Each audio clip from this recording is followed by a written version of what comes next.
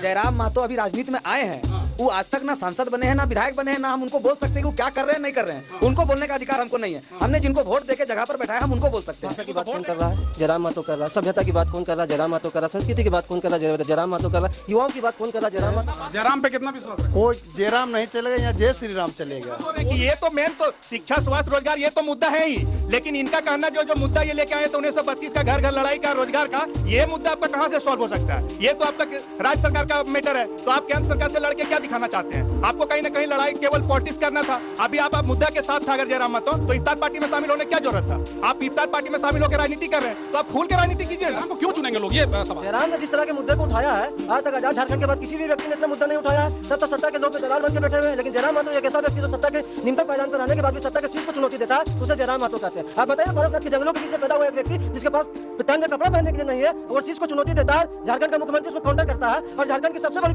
क्या बोलते हैं जो चुनाव होती है, सांसद वाली चुनाव, उसमें जयराम महतो को सभी सर्वे में सबसे सर्वप्रथम दिखाया जाता है। तो ये जयराम महतो की जीत है। नमस्कार, आप देख रहे हैं समाधान कब तक, और चुनावी शंखनाद के बीच में खबरों को दिखाने का प्रयास हम कर रहे हैं। प्रयास यही कि जब लोकतंत्र का सबसे बड़ा महापर्व आ चुका है, ऐसे में प्रयास यही होगा कि देश के चौथे स्तंभ के जरिए हम उन सवालों को आप तक पहुंचाएं जो बेहद जरूरी है। बुनियादी जरूरतों के साथ तमाम चीज़ों को पूछा जाए जो विकास के लिए जरूरी होते हैं। और इसी व्यवस्था के साथ और इसी सवाल के साथ आज हम गिरिडीह लोकसभा और यूं कह लीजिए बगल में सटे कोडरमा लोकसभा की भी चर्चा करेंगे चौपाल के जरिए। आप लगातार देख रहे होंगे कई जन चौपाल के जरिए आम जो मतदाता हैं उनकी क्या एक तरीके से विचारधारा है, किस तरीके का वोट का समीकरण है, और आम जनमानस में कैसी एक तरीके से कौतूहल है, इसको समझने का प्रयास हम कर रहे हैं। लेकिन अब जब हम गिरिडीह लोकसभा में मौजूद हैं, गिरिडीह के शहर के बीच में एक पार्क है जहां हम कुछ लोगों से मिलने आए हैं।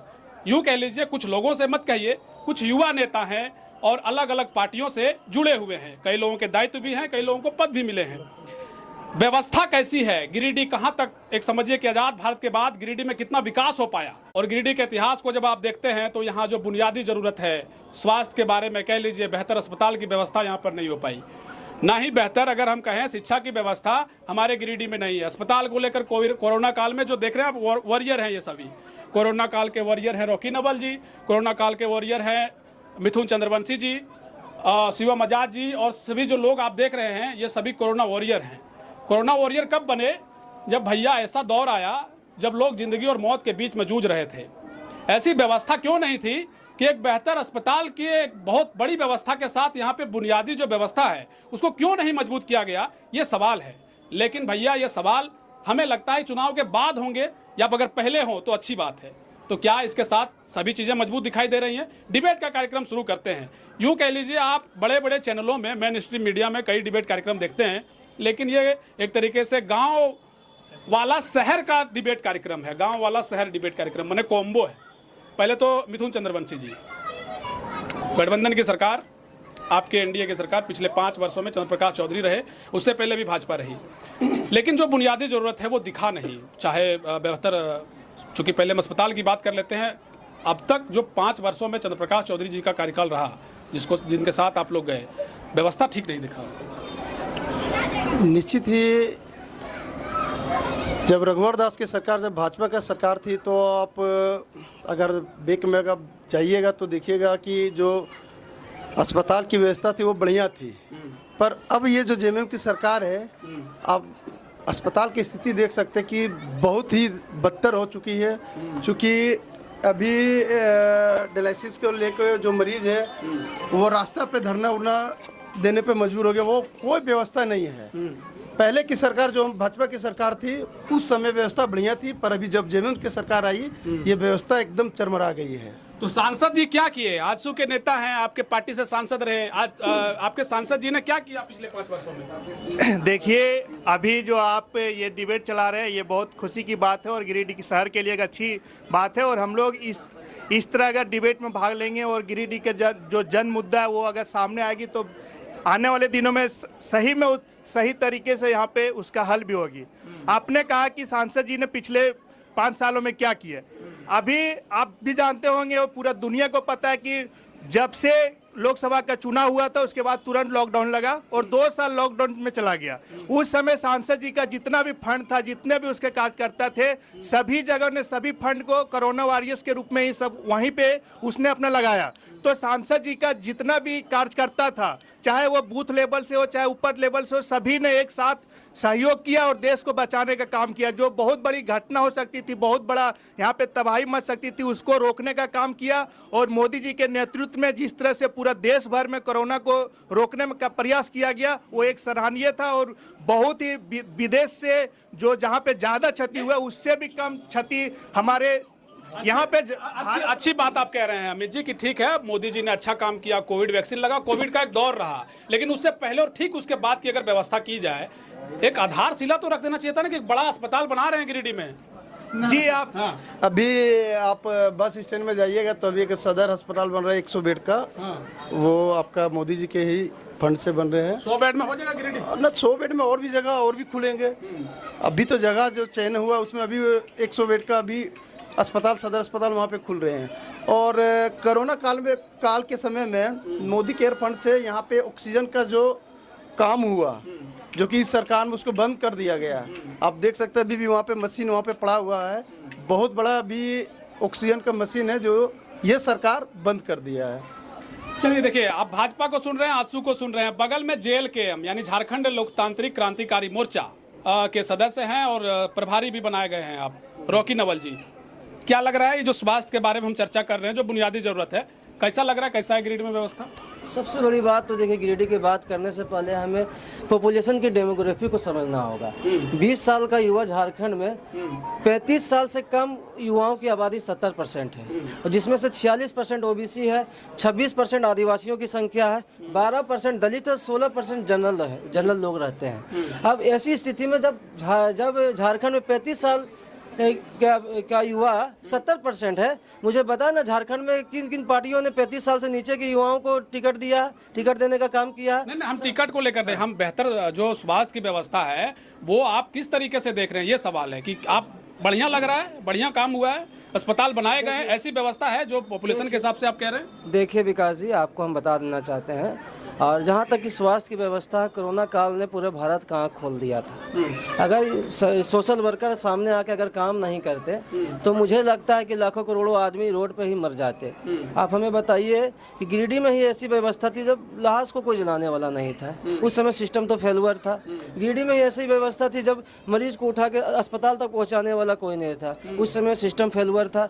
गिरिडीह में ही यही व्यवस्था थी कि क्या बोलते, किसी को ऑक्सीजन नहीं मिल रहा है, किसी को दवाई नहीं मिल रहा है, किसी को वैक्सीन नहीं मिल रहा है, उस कारण से लोगों की मृत्यु ज़्यादा हुई है। तो ये बात अगर आप कहते हैं कि व्यवस्था बहुत ही बेहतर थी, तो आप उस समय के न्यूज़ कटिंग और पेपर के माध्यम से आप देख सकते हैं कि व्यवस्था कैसी थी। बहुत ही दयनीय व्यवस्था थी। ठीक है, और इसमें मैं राजनीति नहीं करना चाहता हूँ, लेकिन व्यवस्था दयनीय थी, इसे सुधारने की आवश्यकता है। किसी भी पार्टी की सरकार बने और उनको आंख में पानी रख के काम करना होगा, उनको जनता के जज्बात को समझना होगा, उसके बाद ही काम सही रूप से हो सकता है। बिल्कुल, देखिए हर डिबेट का या हर सवाल का एक कंक्लूजन होना चाहिए, कंक्लूड होना चाहिए। हमें लग रहा है कि जितने लोग हैं, हम लोग सभी सहमत होते हैं, बतौर पत्रकार हम भी इस बात से सहमति रखते हैं कि सच में गिरिडीह में एक बेहतर स्वास्थ्य की जरूरत है, बेहतर अस्पताल की जरूरत है, और अगर एक तरीके से समझिए बगल में एम्स है, लेकिन हम कह रहे हैं कि भाई उसके आधा ही एक बढ़िया व्यवस्था गिरिडीह में होनी चाहिए। आप सहमत रखते हैं इस बात से? और हमें लग रहा है दर्शक भी सहमत रखेंगे। और सवालों का सिलसिला और पूछा है, हमें लग रहा है डिबेट होना चाहिए, बेहतर डिबेट होना चाहिए। लड़ाई उड़ाई तो होगा नहीं, सभी एक ही जगह के हैं, और हमें लग रहा है जीत कौन रहा है, बताइए ना जरा। यहाँ से सबसे पहले धन्यवाद आपके चैनल को। यहाँ से जो हमारे NDA के प्रत्याशी है चंद्र प्रकाश चौधरी, उनकी जीत सुनिश्चित है। लगभग 2 से 3 लाख वोट से वो गिरिडीह लोकसभा से सांसद चुन के आएंगे। और रही बात उनके काम की, तो मैं फिर से एक बार आपको बताना चाहता हूँ, गिरिडीह संसदीय क्षेत्र की जितनी भी जनता है सबको बताना चाहता हूँ कि काम तो उन्होंने हर कुछ किया, मगर वो भंजा नहीं पाए। वो स्वभाव से बहुत सीधे हैं, वो अपने कार्य को दिखा नहीं सके। और भी जो लोग हैं, काम केंद्र का होता था, लेकिन लोग राज्य को यहाँ पर सामने आगे ले आते थे। आज जो अमृत योजना के तहत जिस पार्क में हम लोग खड़ा है, वो मोदी जी का योजना था। आज मोदी जी की वजह से 11 नंबर पर भारत थी, आज 5 नंबर पर भारत है अर्थव्यवस्था में। ये सारा मोदी जी का देन है। राम मंदिर बनाना वो एक धार्मिक मुद्दा है, मगर विकास पहले 11,000 किलोमीटर रोड का सैंक्शन होता था, आज के डेट में 38,000 किलोमीटर रोड का सैंक्शन हुआ है। और हमारे जो सांसद हैं जो गिरिडीह के, उन्होंने जो उनसे बन पाया, 2-3 साल कोरोना रहा, उसके बाद वो काम किए जो भी बन पाया, मगर वो क्या है कि उस चीज़ को वो कैश नहीं कर पाए। जो काम वो किए उसको वो शहर के लोगों को दिखा नहीं पाए, मीडिया में आकर के भाषण नहीं दे पाए, तो लोग जाने नहीं कि सांसद क्या किए। जितनी भी केंद्र की योजना यहाँ पर आई है वो बिना सांसद के सैंक्शन के थोड़ी ना आई है। और कितना केंद्र की क्या योजना है और राज्य की क्या योजना है, आप गजट निकाल के आप देख लीजिए कि क्या केंद्र की योजना है, क्या राज्य की योजना है। तो इसका मतलब है फिर से चंद्र प्रकाश चौधरी। तो जयराम कहाँ खड़े दिखाई दे रहे हैं? देखिए, हमारे साथ युवा है और चूंकि हम लोग पहली बार इस पार्टी में पहली बार हमारी पार्टी चुनाव लड़ रही है। एक तरफ तो हमारे सामने केला छाप है, दूसरी तरफ हमारे सामने तीर धनुष से मथुरा महतो है, और हम लोग, और उसके बाद इन लोगों के साथ में पूरी मीडिया है। इतना काम गिनवा दिए तो अब चंद्र प्रकाश चौधरी को क्यों नहीं चुनेंगे भाई? वो बोले क्रेडिट नहीं ले पाए, मतलब भंजा नहीं पाए, वो मतलब भाषण बढ़िया नहीं दे पाए, कह नहीं पाए कि हाँ ये हम कराए, ये हम कराए। तो भैया लेकिन फिर भी गुप्त मैंने चुपे चाप कमल छाप यही होने जा रहा है, नहीं केला छाप, चिन्ह जो है केला छाप। देखिए, जब आलू से सोना नहीं बन सकता है तो कमल से केला नहीं बन सकता है। अच्छा। आप राहुल गांधी को ट्रोल करते हैं कि आलू से केला आलू से सोना बना देते हैं, और अब फूल से फल कैसे बन जाएगा? ठीक है, तो जयराम जी को लेकर के आप फिर भी मेरा कहना है कि हमारी लड़ाई भाजपा से नहीं है, हमारी लड़ाई स्थानीय मुद्दों के लिए है।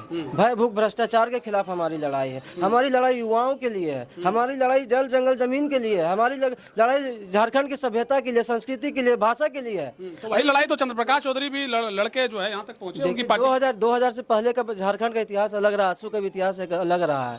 लेकिन जब से 2000 अलग होने के बाद सत्ता में जब पार्टियां आती है, उसके बाद पार्टियों का जो क्या बोलते हैं मलाई खाने का जो आदत होता है और सत्ता से जो के समझौता करने का आदत होता है, उस आदत के कारण कहीं ना कहीं ये लोग जनता का मुद्दा को नहीं उठा पाते हैं। लेकिन हमारा जयराम महतो जो है, आप देख लीजिए ना, भाषा की बात कौन कर रहा है? जयराम महतो कर रहा है। सभ्यता की बात कौन कर रहा है? जयराम महतो कर रहा है। संस्कृति की बात कौन कर रहा है? जयराम महतो कर रहा है। युवाओं की बात कौन कर रहा है? जयराम महतो बात कह रहे हैं वो आप ये कहना चाह रहे हैं कि भाई ये बात जो रख रहे हैं वो बात आंसू नहीं कर रही है। देखिए, सबसे पहली बात है, जयराम महतो का जो मुद्दा है वो कहीं से कहीं भी राष्ट्रीय मुद्दा नहीं है। ठीक है, हम पहले भी बोले थे, अभी भी बोल रहे हैं, जयराम महतो को सिर्फ राजनीतिक महत्वाकांक्षा है। आप जो नहीं राष्ट्रीय मुद्दे, ठीक है, हम नहीं देखें राष्ट्रीय मुद्दे, ठीक है, राष्ट्रीय मुद्दे तो जो नहीं पहले सवाल सुन लीजिए। जैसे आप राष्ट्रीय मुद्दे की बात कह रहे हैं, जाहिर सी बात है क्षेत्रीय मुद्दे भी जरूरी होते हैं। अगर मान लीजिए जरूरी होते हैं, अगर आप कहेंगे नहीं अमित जी सवाल नहीं ठीक है,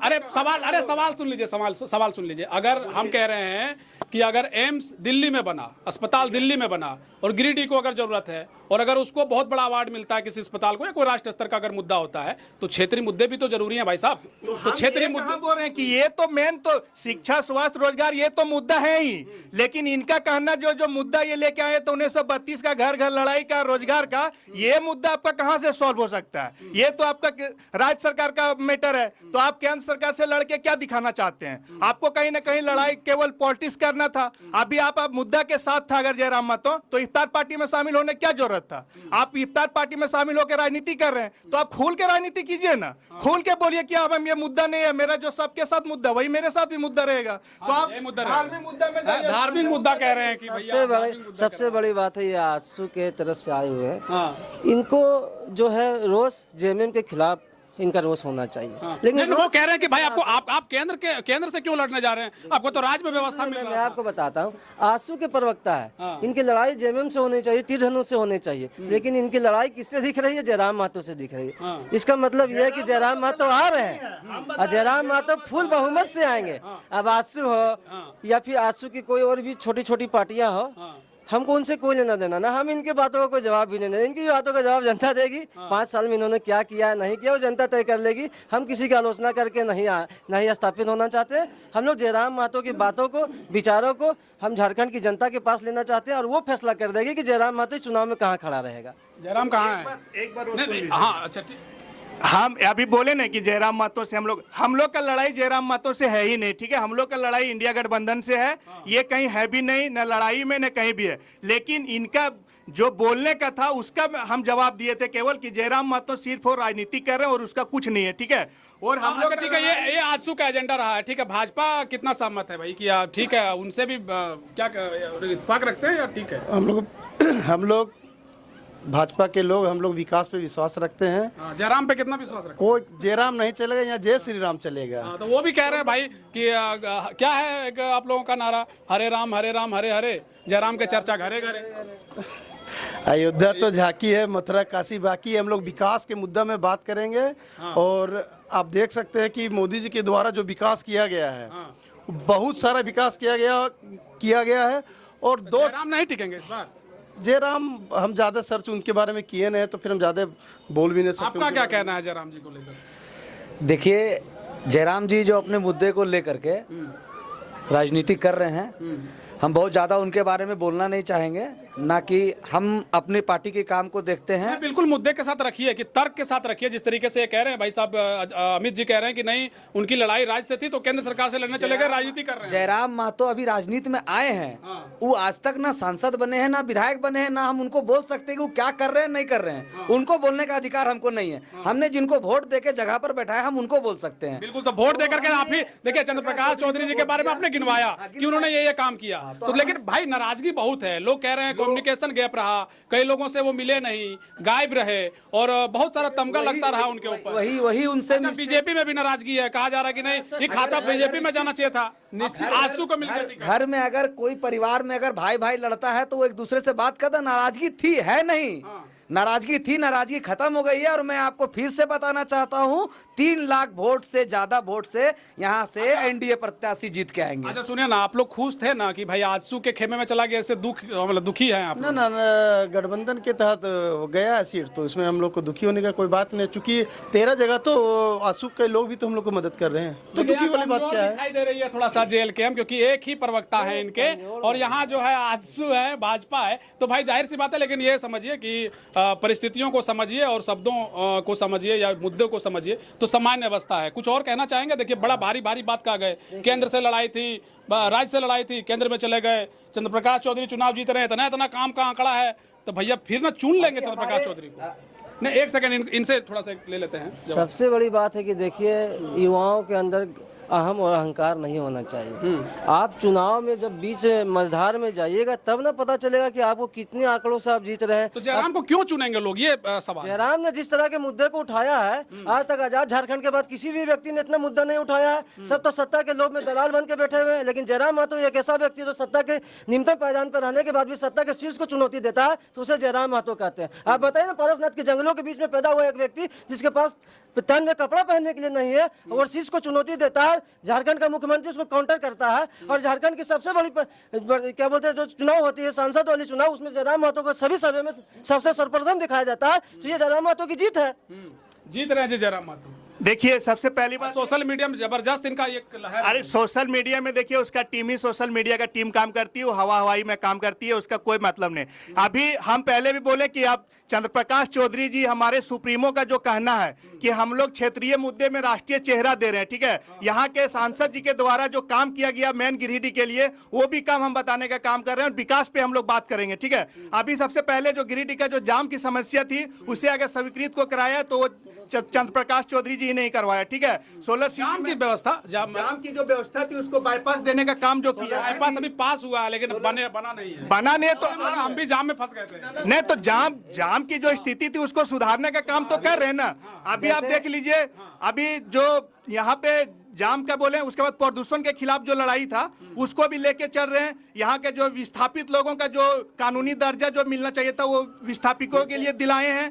तो हम लोग ऐसा नहीं कि क्षेत्रीय मुद्दा को छोड़ के राजनीति कर रहे हैं, हम लोग क्षेत्रीय मुद्दा के साथ हैं। और हमारे सुप्रीमो का बिल्कुल स्पष्ट कहना है कि हम लोग क्षेत्रीय मुद्दे में राष्ट्रीय चेहरा को दे रहे हैं, और हमारे जो झारखंड के क्षेत्रीय मुद्दा है उसे राष्ट्रीय पहल पर रखने का काम हमारे चंद्रप्रकाश चौधरी ने पिछले 4 सालों से किया है, और आगे भी काम करने का काम करेंगे। देखिए बहुत इतना काम गिना दिए हैं कि एकदम जो है भयंकर रूप से जो है उनका क्रेज है जी, एकदम फिर दोबारा आ जाएंगे चंद्र प्रकाश चौधरी। यही तो बात है, एम्स गिरिडीह में बन गया, हाँ एयरपोर्ट गिरिडीह में बन गया, हाँ बड़ी बड़ी अस्पतालें गिरिडीह में आ गई है, गिरिडीह की जनता का पलायन बंद हो गया, गरीबों के पेट में भूख लगना बंद हो गया है, और क्या बोलते हैं सारी सुविधाएं गिरिडीह की जनता को, तो गिरिडीह की जनता चुन लेगी। पीताड़ में जाके देख लीजिए ना कितने गाँव में अभी भी आदिवासी जो है किस हालात में जी रहे हैं। मतलब कुल मिलाकर कंक्लूजन पे पहुंचा जाए, चूंकि देखिए तर्क वितर्क तो होता रहेगा, लड़ाई तो है नहीं, जाहिर सी बात है कंक्लूजन होना चाहिए। तो हाँ कुछ कह रहे हैं आप? अभी सोलर सिटी जो हो रहा है, सोलर सिटी हमारे यहाँ पे आया, तो सोलर सिटी किसका सोलर सिटी जो है तो कह रहे थे जेएमएम वाले कह रहे हैं भाई ये केंद्र की योजना है, ये केंद्र की योजना है। आवास जो बन रहा है ये केंद्र की योजना है। नहीं आवाज तो बंद करवा दिया, तब अबू आवास आया। अबू आवास नहीं अरे भैया रोक लगा दिया गया था, यही तो आरोप लगा रहे हैं। देखिए दर्शकों को थोड़ा यहाँ रोकेंगे नहीं, एक्चुअली इसलिए क्योंकि आप जिनसे सवाल पूछ रहे हैं यहाँ अभी इंडिया गठबंधन के कोई नहीं है, जाहिर सी बात है हम डिफेंड कर रहे हैं, और ऐसा नहीं कि भाई प्रवक्ता के तौर पे कर रहे हैं। जो कहा जा रहा है सोलर सिटी को लेकर सुदीप जी बोले कि भाई हम पूरे इसको गिरिडीह शहर को सोलर सिटी बनाने जा रहे हैं। जिस आवास के बारे में आप कह रहे हैं प्रधानमंत्री आवास, उसको रोक दिया गया, तभी मजबूरन राज्य सरकार को अबू आवास देना पड़ा, जो अभी एक तरीके से आवंटित किया गया कुछ में। विकास जी ये जो योजना आप जान सकते हैं, ये जो योजना है सोलर सिटी का, ये केंद्र का योजना है। हाँ। यही तो अभी सीएम जी बता रहे थे कि चंद्र प्रकाश चौधरी जी ने अपना जो काम किए हैं हाँ। वो फ्लेक्स नहीं कर सके हैं। हाँ। ये जो योजना ये केंद्र की योजना है। अच्छा, और कौन सा केंद्र का योजना कह रहे हैं आप? सिर्फ आवास सिटी, सोलर सिटी वाला, सोलर सिटी क्रेडिट सुदीप जी पीएम आवास योजना जो है, क्योंकि हम भी वार्ड प्रतिनिधि हैं, वार्ड नंबर 15 जहाँ पे अभी डिबेट हो रहा है, और शिवम जी भी हैं। हम कहना चाहते हैं कि आवास का जो पैसा है आज 2 साल से नहीं जा रहे हैं, क्यों? यहाँ से हिसाब नहीं दिया जा रहा है, ना गिरिडीह से हिसाब दिया जा रहा है, ना झारखंड से हिसाब दिया जा रहा है, तो वहां से कैसा पैसा भेजेंगे? यहाँ से अगर ढंग से अगर जांच होगा तो गिरिडीह नगर निगम में कम से कम 1800 से 20 करोड़ का घपला हुआ है। इसमें आवास योजना में। तो इसमें किसकी गलती है? इसकी जेएमएम सरकार की, जेएमएम सरकार की गलती है। और क्या? तो इसकी जांच होनी चाहिए। जांच एकदम होनी चाहिए। अभी हम जिस क्षेत्र से जीत करके चुनाव 2 बार लगातार आए, अभी हम अपने क्षेत्र में जाते हैं तो लोग बोलते हैं कि भैया ये कार्ड पहले लाल था अभी हरा कैसे हो गया? तो हम बोले कि अभी लाल कलर बनना बंद हो गया दुकान में, अभी हरा कलर ही बन रहा, लाल भी खरीद रहा है तो हरा ही हो जा रहा है। इसीलिए अभी आप लोग बर्दाश्त कीजिए, जब वो लाल होगा ना तो ऑटोमेटिक सब कुछ काम होने लगेगा। अगर राज्य सरकार अगर इनकी जांच होगा, खाद्य आपूर्ति विभाग का अगर जांच होगा, तो हमको लगता है कि झारखंड में सबसे बड़ा घोटाला हुआ है अनाज में। क्योंकि जब गुलाबी कार्ड था तो गुलाबी कार्ड में बहुत सारा योजना, चावल था, दाल था, चीनी था, सब। अब हरा कार्ड बना के कुछ नहीं दे रहा है, लोग परेशान है, गरीब भूखा मर रहा है। हाँ बिल्कुल, इसे राज्य सरकार पर ये जो है सो उंगलियां उठाई जा रही हैं, और ये पहले भी आपने एक तरीके से खाद्य विभाग को लेकर कई चीज़ें चली और एक तरीके से गरीबों का निवाला छीनने का प्रयास किया गया, कई तरह की बातें हुई। जेएम सरकार को आप भी घेरते हैं, भाजपा भी घेर रही है, आजसू भी घेर रही है, जाहिर सी बात है। यहाँ अभी जेएम के कोई प्रवक्ता नहीं है, कई लोगों से फ़ोन कॉल के जरिए बात करने की कोशिश की गई, वो लोग नहीं थे। लेकिन जाहिर सी बात है जो बातें छन कर आती हैं, जो बात प्रवक्ता कहते हैं, वही बात हम भी दोहरा रहे हैं, वही बात सामने आ भी रही है। चंद्र प्रकाश चौधरी के खेमे से यही जो निकल कर आ रही है कि भैया चुनाव तो वही जीतने जा रहे हैं, 5 सालों में खूब काम हुआ है। आप कह रहे हैं भैया कि नहीं इस बार जयराम, तो जयराम को लेकर के एक मजबूत रूप से जो लोग विश्वास कर सकेंगे, रॉकी नवल जी अंतिम दौर में हैं हम लोग, एक मिनट का अपने शब्दों को रखिएगा। जयराम जी को क्यों लोग चुनेंगे? एक मजबूत विश्वास गिरिडीह लोकसभा की जनता किस तरीके से कर पाएगी? जयराम जी को लोग इसलिए चुनेंगे क्योंकि जयराम जी युवाओं की आवाज़ बन चुके हैं, युवाओं की आस बन गए, बूढ़े बुजुर्गों का आशीर्वाद जयराम के साथ है। और पढ़ा लिखा जो वर्ग है खासकर जयराम जी के साथ है। जो बूढ़ी माताएं हैं जिनके बच्चे पढ़ रहे हैं और सीजीएल में घोटाला हो जा रहा है, एग्जाम में पेपर बिक रहा है, उस तरह की जो परिस्थिति बन रही है, भय भूख भ्रष्टाचार की जो झारखंड में परिस्थिति बन रही है, हम सब राज्य सरकार को घेर देंगे तो नहीं चलेगा ना। आपके एमपी साहब को इन मुद्दों को लेकर आगे बढ़ना चाहिए था। 2 साल नगर निगम का पैसा यही नहीं आया तो एमपी साहब ने क्या प्रयास किया? कुल मिला के ये आजसू और जेएमएम दोनों एक ही थाली के चट्टे बट्टे हैं। इन्हें अपने सत्ता से मोह है, इन्हें जनता से कोई मोह नहीं। इस जनता का इनसे क्या बोलते हैं, मोह भंग हो गया। इस बार जयराम। चलिए अंतिम हम लोग ले लेंगे, तीनों लोगों से कम शब्दों में बोलिएगा, क्यों चंद्र प्रकाश चौधरी को लोग चुनेंगे? क्या विश्वास का एजेंडा हो सकता है? क्यों लोग विश्वास करेंगे? कई लोगों का कहना है कि भाई कम्युनिकेशन गैप रहा, कम दिखे, और जिस तरह का विकास का पैमाना दिखना चाहिए था वो दिखा नहीं। चंद्र प्रकाश चौधरी को लोग क्यों वोट करेंगे? निश्चित अबर जो 2024 में जो लोकसभा चुनाव होंगे, हम लोग मोदी जी के नेतृत्व में, विकास के नेतृत्व में, और जो काम हुआ है मोदी जी के द्वारा, उसके तहत हम लोग घर घर तक जाएंगे। और अभी हम लोग जा भी रहे हैं, तो हम लोग अब की बार 400 पार, अब की बार 400 बार फिर से चंद्रप्रकाश चौधरी को इसीलिए निश्चित रूप से हम लोग सब चंद्रप्रकाश चौधरी एनडीए गठबंधन का साथ देंगे। हम लोग को आला कमान पार्टी का निर्देश है और हमारी पार्टी से गठबंधन है। हम लोग ये चाहेंगे कि इस बार फिर हमारे सांसद चंद्रप्रकाश चौधरी जीत के आए, और मैं उनको पर्सनल मिलकर ये बोलूँगा कि आप छोटा सा भी काम करते हैं उसको जनता के बीच में आप शो कीजिए। सिर्फ आपकी इतनी ही कमी है कि आपने काम तो हर कुछ कर दिया, मगर आप उसको भंजा नहीं सके, कोई थर्ड पर्सन भंजा के चल गया। इसीलिए गिरिडीह की जनता बोल रही है कि चंद्रप्रकाश चौधरी कोई काम नहीं किया, लेकिन उनका 100 काम हम आपको अभी गिना दिए हैं। हाँ, नहीं, कुछ कहना चाह रहे हैं, कहना चाह रहे हैं, देखिए इन लोग क्या कह रहे हैं हाँ। कि हम लोग मोदी जी का चेहरा लेके जाएंगे। अगर विकास पुरुष चंद्रप्रकाश चौधरी जी हैं, तो अब चंद्रप्रकाश चौधरी जी का चेहरा लेके जाइए ना जी, हर जगह। दोनों का तो आपके ऊपर आप ही के आदमी बोल रहे हैं कि मोदी जी का चेहरा लेके जाएंगे। निश्चित हम लोग अगर कोई बात बोलते हैं तो पहले अगर केंद्र का जो योजना, जो केंद्र का काम हुआ चेहरा है, लेके इन लोग जाएंगे। इन लोगों का जमाना तो उसका काम लेके हम लोग जन जन तक जाएंगे। देखिए ठीक है, बातें छनकर आ गई हैं, लड़ाई होती रहेगी। अंतिम आप कुछ कहना चाहेंगे? जी देखिए, चंद्रप्रकाश चौधरी को लोग इसीलिए वोट देंगे क्योंकि पिछले 5 साल में जो भी काम किए थे उसका विकास दर्पण के नाम से किताब भी लिखने का चंद्रप्रकाश चौधरी जी ने काम किए हैं। अगर कोई काम नहीं करता, कौन लिखा है वो किताब, कौन लिखा? चंद्रप्रकाश चौधरी जी खुद से ये बनाए हैं कि मैंने क्या क्या कहा, कितना कितना काम किया है। वो सारे काम को उस बुक में रखे हैं। वो सभी लोगों तक, एक एक जनता तक, 12 से 13 लाख लोगों तक वो किताब को पहुंचाने का काम करेंगे, ताकि जो भी काम किए हैं वो लोगों तक पहुंच सके। ये है कि भाई मथुरा महतो जी भी चुनावी दंगल में है, और हो सकता है कई निर्दलीय प्रत्याशी जो हैं वो भी नामांकन करेंगे। ये त्रिकोणीय श्रृंखला है, एक तरफ मथुरा महतो हैं, एक तरफ चंद्रप्रकाश चौधरी हैं, और दूसरी तरफ टाइगर जयराम महतो। विशेष तौर पर यही कहा जा रहा है कि इन तीनों लोगों में ही मुकाबला है। अब देखना दिलचस्प होगा कि इस मुकाबले में बाजी कौन मारता है और गिरिडीह लोकसभा कौन फतेह कर पाता है।